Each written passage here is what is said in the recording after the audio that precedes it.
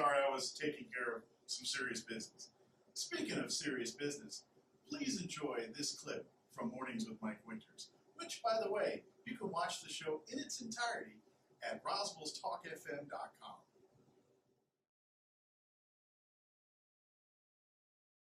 Joining us in studio this morning from Builders Do It Center is Justin Ellis. Morning, Justin. Morning, Mike. How you doing today? I'm fantastic, sir. How are you doing? Doing good. Keeping busy, as you are, we know.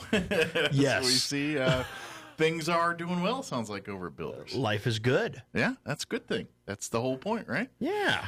So, of course, for folks that have never, because we're in a different hour, normally we talk to you in the 8:15 or 9:15 hour, but for folks that never catch those hours of the show and only catch the early hour, Justin joins us a couple times a month to basically talk home improvement stuff, whether it's, flooring, whether it's painting, whether it's sprinkler repair, whether it's if you have a big job and what to look for in a contractor. We've got multiple different times we've talked about things like this. You can always go back.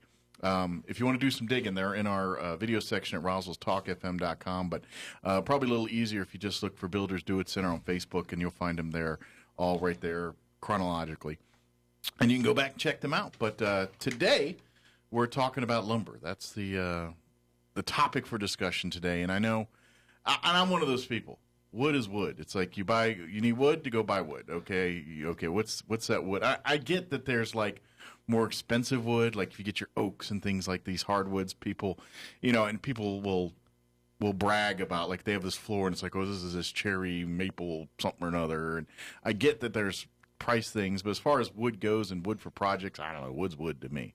Well, and a lot of folks believe that, and in all honesty, for a lot of projects, it doesn't matter. You just need wood. Sure. You need something to build something, or you need something to take up space, and just about anything will work.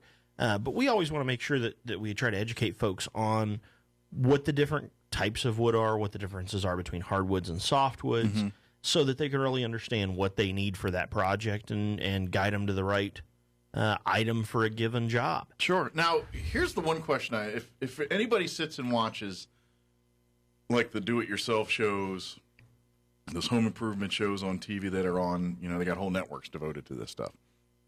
And so I'll turn them on, and they'll have like a Flip This House or one of these shows on, and they're talking about redoing a kitchen or something like that, and they're building their own cabinets or something like that. And a term when they refer to wood I hear a lot is MDF. Mm-hmm. Yep. And I'm like, okay, and I hear it common, like it's a common thing that's used a lot in different projects. And I'm like, well, what is MDF? I understand it's wood, but what is it? There's not a forest of MDF trees out there that I know of. That's pretty well, yes and no. Okay. There is not a forest of MDF trees, but all the forest trees in the forest could be made into MDF. Okay. So MDF stands for medium density fiberboard. Okay. And it's a composite product. They take sawdust and shavings off that is a side product, a byproduct of the production of other lumber items. Okay. They combine it with resins and waxes, and they compress it under very high pressure. Okay. I've actually been through an MDF plant a couple of times, and it's pretty amazing to make an 1/8 of an inch thick panel, which is commonly used to make paneling. 1/2 and 3/4 inch are more commonly what you see used to make things like casework and cabinets. Okay. But to make that 1/8 of an inch panel, they start out with a pile, essentially, of sawdust that's about 9 inches thick. Okay. And then compress that down and cook it for a short period of time. Okay. In order to create a product that's very consistent, easy to cut, easy to drill, easy to route. And MDF is a very, very versatile product. We're seeing it take over a huge chunk of the interior finish market. Anything where you're going to paint something or it's going to be hidden, where it's non-structural, so like a cabinet body. You can use it in making doors or in trim like baseboard.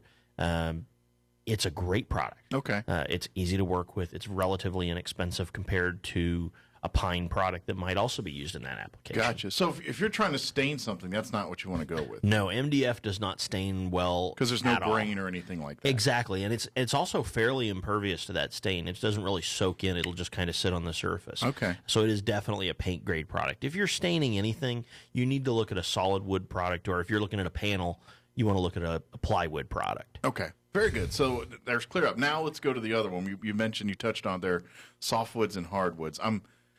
If you ask the common person, say softwoods, hardwoods, like, okay, one's a softer, one was, and that's not it's not necessarily correct. Yeah. So the name softwood and hardwood is a little bit deceiving. It's got less to do with the actual density of wood, because there are hardwoods that are very, very soft. Basswood is a great example of this. Basswood you can scrape with your fingernail and leave a pretty good size indention. On the other end, you have fir, which is a softwood, but it's incredibly hard. Gotcha. When it's dry, it's as hard as oak, and is very, very strong and stiff. The difference between softwood and hardwood is actually the tree. So most of the time, coniferous trees, pine trees, would be a colloquial name for them, would be considered softwoods. So pine, spruce, fir, cedar, redwood, those are softwoods. Hardwoods are going to be deciduous trees that have, broadleaves on them. So oak, poplar, aspen, maple, cherry, walnut. The vast majority of tree species are actually hardwoods, even though they're not necessarily either hard or, in fact, useful for lumber production. Gotcha. There's many species, that you don't. Elm being a great example. You don't see elm lumber to speak of. It just doesn't. The tree does not lend itself to the production of lumber for either finish or structural uses. Gotcha. So if you go up in there and asking for an elm per house, they're going to look at you and laugh. We might be able to get it, in all honesty, but it's not common by any means. So, there are definitely woods that are more common in construction or woodworking applications than in others. So let me ask you this: when say for construction purposes, when they go to build your house and they frame it with the 2x4s and everything else, I mean, is there a standard wood that's used all the time for that, or is it kind of, do people request? It's like, look, I want my house framed in oak or something. I mean, is this... No, typically, so the material used as framing lumber, as construction lumber, is very regional. So in our market, most of the time, what we call narrows and shorts, which would be anything shorter than 16 foot or shorter, and 2x6 or narrower, is an SPF grade. So that is a group species. It's a group mix of spruce, pine, and fir. SPF typically comes out of mills in Western Canada, in our market, or the northwestern inland United States. So not the coast. So not Oregon, Seattle, Washington, even western Idaho, more like eastern Idaho, some Montana, even the western Dakotas have a little bit of SPS South production is what it's called. Okay. That's most of what your wall studs, your shorter length materials are for. When you get into wides and longs, which is 2x8, 2x10, 2x12, anything over 16 foot, so 16, 18, 20, we keep 24, 26, and 28 foot lumber and can get stuff up to 36 foot length. That product is typically going to be a hem fir, which is a mix of hemlock and fir, or a Douglas fir, which is one species, or occasionally a mix called white fir. Most of that product comes off of the West Coast. So Washington and Oregon primarily, limited a bit of production in Northern California, especially the white fir mostly comes out of the Northern California market, and that's actually becoming the dominant product in those categories here. For years, this market, the wides and longs were all hem fir, Douglas fir, primarily off the Oregon coast. But as those mills have shifted their production and pricing has moved, that's really what determines what's popular in a given area. If you go west of us, you see less of that SPF product and more fir off the coast. You get out to California, and they use almost exclusively fir, and they actually use green fir, meaning that lumber's not been dried. Virtually everything we use here, with the exception of treated lumber, which we'll get to in a little bit, is dry. They actually kiln dry it and bake the moisture out of the wood so that it has a moisture content of less than 15%. Does that prevent it from warping and all that stuff? Exactly. It makes for a much more stable product. It also makes it less expensive to ship longer distances because you're not shipping wood. Gotcha. Water. You're shipping wood. Yeah. Exactly. So you can get more lumber on a rail car or on a truck and get it here at a lower cost. In addition, that green product's popular on the coast just because it's what they're used to. Tradition is a huge factor in the lumber market and in the construction industry in general. If you go east of us and you get into eastern Texas, southeast Texas, southern yellow pine becomes much more common because they produce that product locally there and in the south. We don't see much southern yellow pine out here except in treated lumber. Almost everything out here in treated lumber is southern yellow pine, and a limited bit of use in certain structural applications because southern yellow pine is very strong, very stiff, and so we do use it selectively for certain applications. Is it well, two things. One is can this lumber be like wine? And what I mean by that, like, if you get wine from the Napa Valley, it's going to be more valuable than wine from some other place. Is lumber like that too, or no? A little bit. It's less defined. So a lot of it has to do with what the buyer perceives as being valuable. And I'll give you a great example.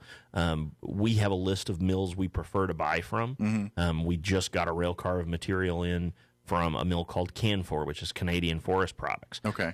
I will pay more for what they call Canfor Red Select because I know it's a better product. Okay. And I know that it's something that our customers are going to be happier with, that I'm going to have less cull, meaning lumber that is warped and unsellable. And so it's a good business decision for us, and it's what we want to provide. Lumber has a grading system, and the grading system is actually dictated. There is what's called a national lumber grade standard that the Department of Commerce actually dictates, and then it's administered for each group of species by different trade associations. Okay. West Coast Lumber Inspection Bureau, the Southern Pine Institute in the South. There's about 6 in the U.S. and 2 or 3 different organizations in Canada. Western Wood Producers Association is who most of they're like 80% of the market. They actually provide the inspection services to the mills. So it's a third-party inspection by guys who work in those mills all the time. Okay. And they're grading that material for its intended use. So when we're talking about grading of construction material, they're grading it to see what's strong and what's going to stay straight. Okay. Now, this is one of the things we always want to make sure we manage expectations of folks. Hey, if we're talking about a 2x4/16, that's framing lumber. They're not grading it to be pretty. There's going to be some knots in it. There's going to be some wane, which is where a corner is missing or where there's a little bark visible. It's intended to be straight and strong to be used to frame a structure and then be concealed for the rest of time in a wall. Right. Versus, say, finished grade lumber, like a 1x board, so a 1x4, 1x6, 1x8, those products are finished products. So they're actually graded for appearance. That's going to be like your decking, things like that. Things are visible to the... Yeah, well, and depends on the species, but yeah, generally speaking, they're going to select for that appearance. And so something can be on grade, meaning it meets the standards, and not necessarily be pretty. So you always want to make sure that if you're working on a project and you come into our yard or another lumber yard, really communicate about what you're doing. That way we can guide you in the right product. Okay. And help you set your expectations for what you really need to do that project.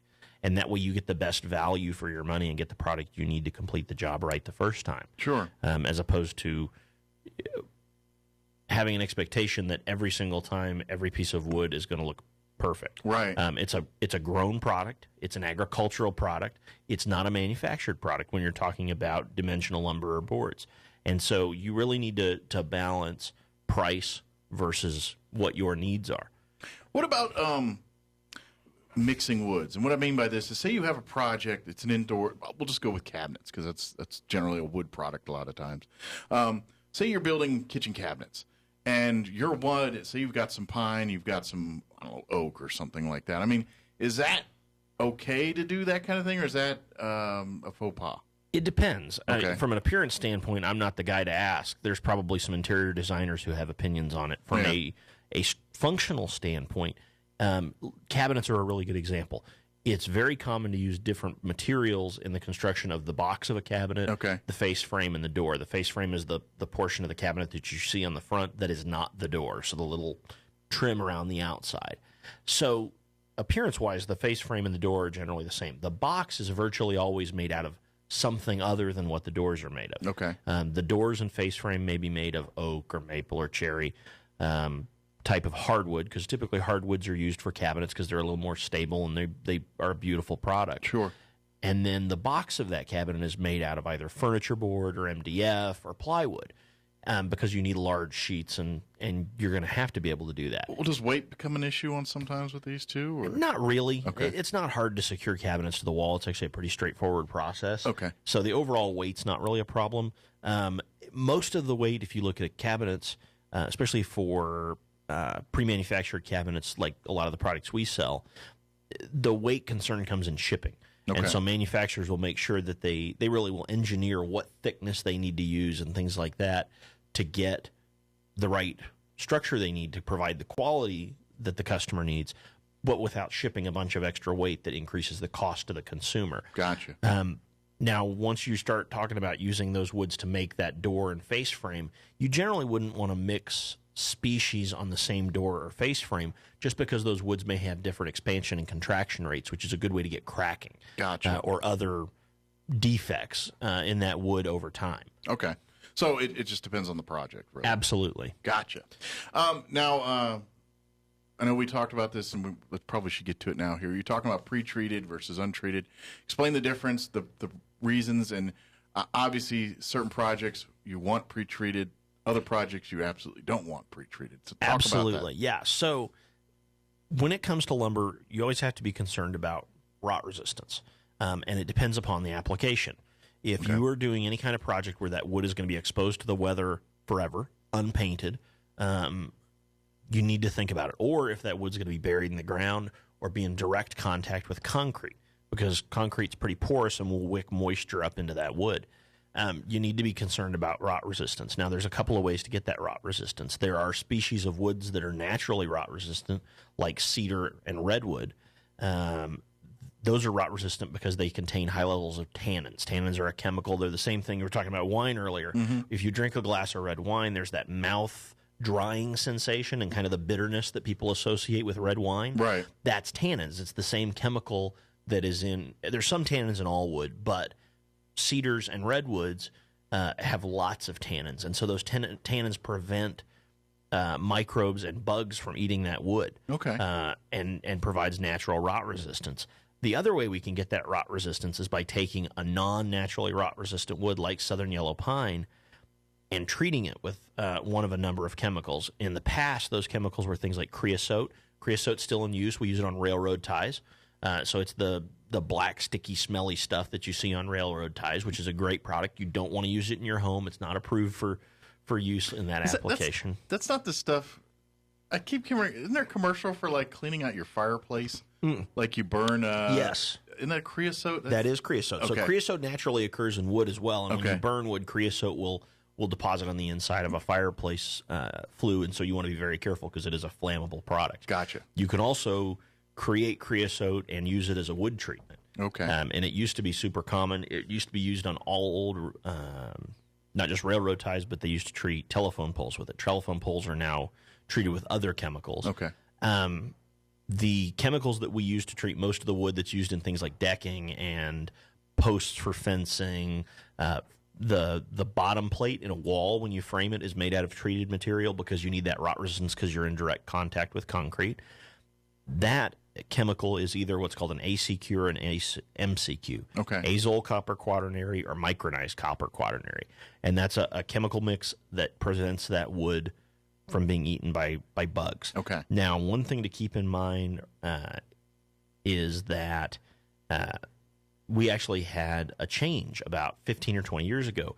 There was another chemical that was used to treat wood that looks very similar to what we treat wood with now, the MCA and MCQ and ACQ products, that was called CCA. Okay. Copper something that I used to know and don't know anymore. CCA is no longer allowed to be used in wood that is going to have any potential residential use. You can still use it on telephone poles. You can still use it on some other things where people are not as likely to come into contact with it because the EPA found that long-term exposure to that wood could potentially cause health issues. Gotcha. Now we're talking very long exposures. If you have an old CCA deck at home, don't feel like you need to go and rip it out right now. In all honesty, the EPA probably overreacted, but they tend to do that. Basically, if your kid ate a 2x4, 8 foot long every day for 5 years, it probably was going to give them cancer with CCA. Of course, if your kid's doing that, there's other issues to worry about. I completely agree. I felt like they might have been missing the point, but they still wanted to go ahead and be safe. And in all honesty, the new treatments actually work really well. So really, the consumer didn't give up anything in that chain. Okay, so say because it seems a popular trend here over the last year or two is reclaimed wood and creating these projects off of basically old sheds and things like that. And I mean, if they come across that type of wood, is it are they not allowed to use it? Should they get rid of it? I mean, you're probably not going to want to if you're using reclaimed wood anyways.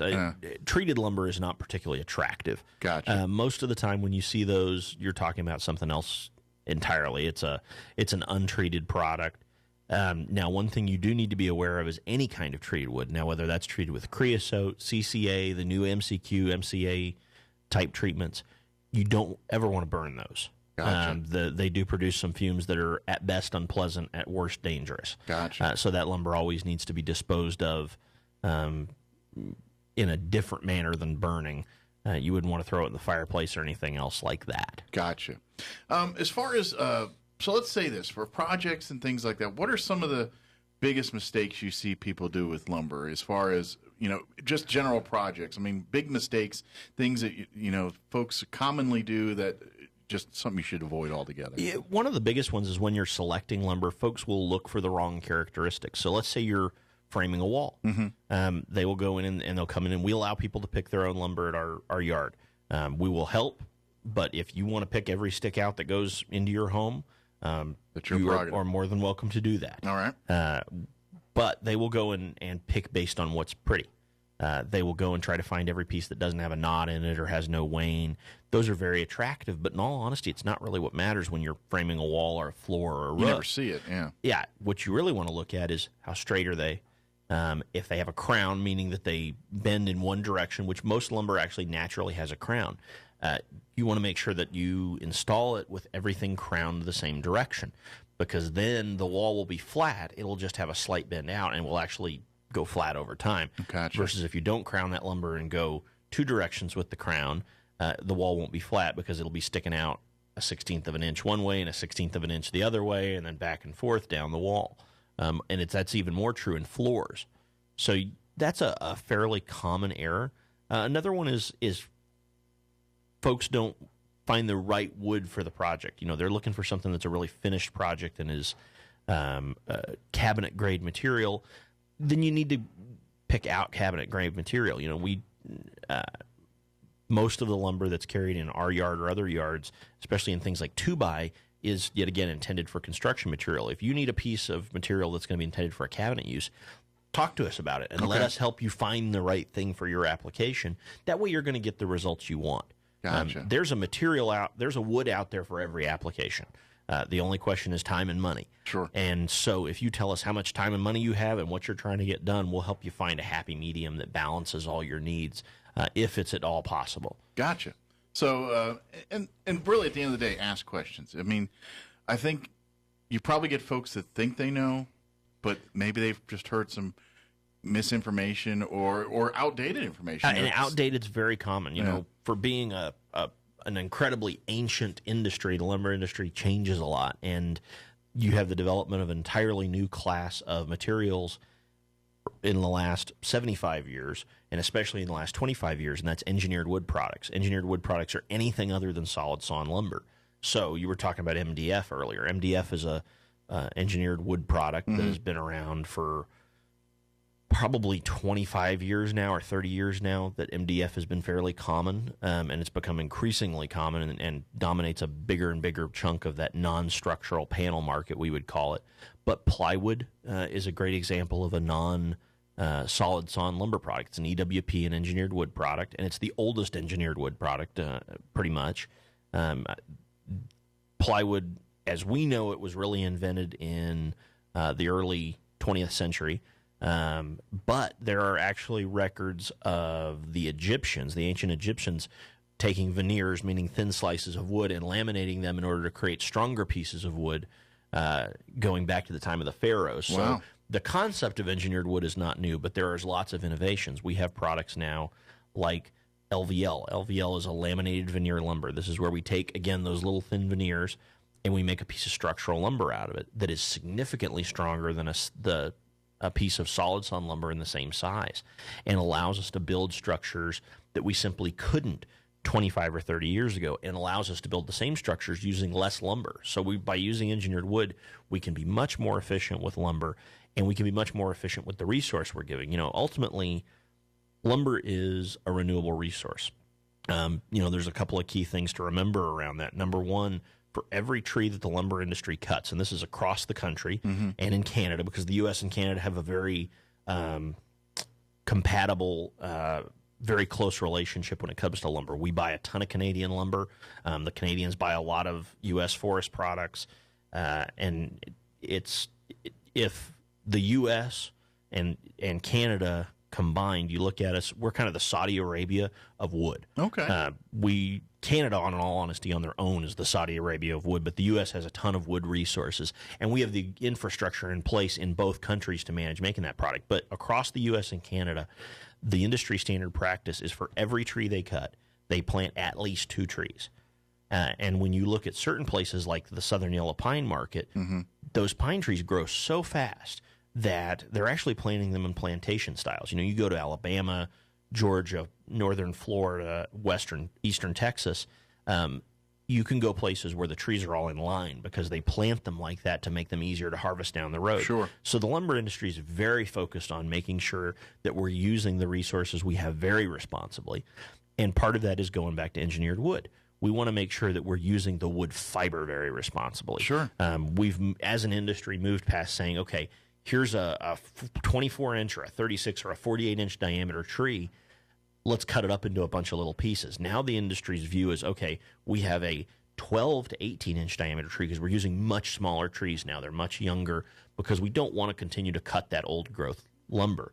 There's not much of it. It tends to be in habitats that we really want to protect because they have a lot of ecological value, whereas the second, third, and fourth growth timber that we're now cutting in both the western and southern United States is a smaller tree. So we're taking a 12 to 18-inch diameter tree, and we're really looking at how we can use every ounce of fiber in there. Yeah, we're going to cut some of it up for lumber, but we're also going to take some of it and maybe make veneers out of it to make laminated veneer lumber. Okay. We're going to take the sawdust that's a byproduct, and we're going to create MDF. We're going to take the bark that we chip off of it and make it into a landscaping product. Gotcha. There is no waste in the lumber industry. That's interesting. Everything that can't go into another product or be sold as a byproduct on its own for something like a landscaping application or animal bedding, most lumber mills, plywood mills, OSB mills in the Northwest and in the South actually generate their own electricity and or steam by burning whatever cannot go somewhere else, what they call hog fuel, which is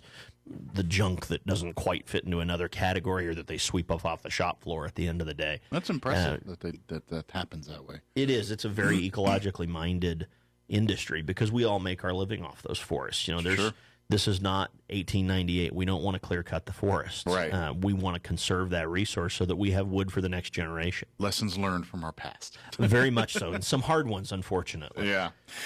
We're running short on time here. Is there any parts of this you wanted to share that we missed or skipped? Or I think we had a great overview. I just want to make sure, encourage everybody that if you're looking at a project, come talk to us. Ask questions, absolutely. Absolutely. And go online and do your research. My recommendation would be look at industry association websites. So the Western Wood Producers Association, the Southern Pine Institute, the Engineered Wood Association is a really good one if you're talking about plywoods and LVL, I-joist, that sort of thing. They have a ton of great information that ranges from very simple basic information as far as what products are available and how things are made, all the way up to super technical data, engineering stuff that frankly is above my pay grade. But if it's something that you want to understand about your project, that information is out there. Sure. And I would encourage you to go look before as you're planning your next project, whether that's a workbench or a new home. Sure, absolutely. It's not, ask them whatever, not just the measurements of what your project is, but what your project is, and talk about what woods and what's good to use, what's not. Maybe you can save some money by, thinking you were supposed to use this, and it turns out, no, you got this product that's actually better and more affordable. Exactly. So, very good. And, of course, go to the Builders Do It Center here in town. You can go, like I said, go to the Builders Do It Center on Facebook. Go to the YouTube page. There's a lot of different resources for not just this stuff, but a lot of different other subjects as well. Also want to remind folks about tonight.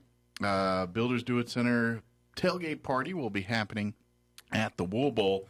Tonight, the Goddard Rockets are hosting the Alamogordo Tigers. Also, want to mention that tonight we're doing a little, we'll call it First Responder Appreciation here tonight, and all of our first responders, police officers, EMS workers, firefighters, all you guys, active duty military. We invite you to come on out for a free hot dog and ice cold Pepsi product here. And we're kind of doing it honoring Officer Clint Carnivas. He was the officer that was killed in Alamogordo a few months back. So since they're in town, we're kind of turning this into a salute to our first responders, and I believe they're going to do something at halftime during the ball game for that. Yeah, too. absolutely. Yeah, I think it's a great opportunity to really honor what the sacrifice that Officer Corvinus made and the sacrifice that community has had to endure. And we want to just make sure that we take the opportunity to thank all of our first responders and our active duty military that do so much for our community every single day. And that I think sometimes go probably without the thanks they need. Absolutely. And probably with a lot of criticism that may or may not be deserved at any given point in time. And we just want to thank them for the good things they do for our community and honor their commitment and their sacrifice. Absolutely. So come out and thank our first responders. Come out, have a good time. Help the band boosters because all the proceeds from the hot dog sale, of course, Builders is kind enough to donate the monies to cover all the first responders hot dogs and stuff. So the band boosters are going to get the money to raise for all the great stuff they do out here. But it'll start at 5:30. We'll hear it on our sister station, 106.1 FM Fierro. But get on out to the Wool Bowl parking lot tonight and get ready for the big matchup between Goddard and Alamogordo. Justin, appreciate hanging out with us here, and we'll see you tonight. See you tonight, Mike. Thanks so much. All right, don't work too hard today. I'm going to try. Yeah. Don't know that that's going to happen, but we'll give it a try. Make the attempt at least. All right.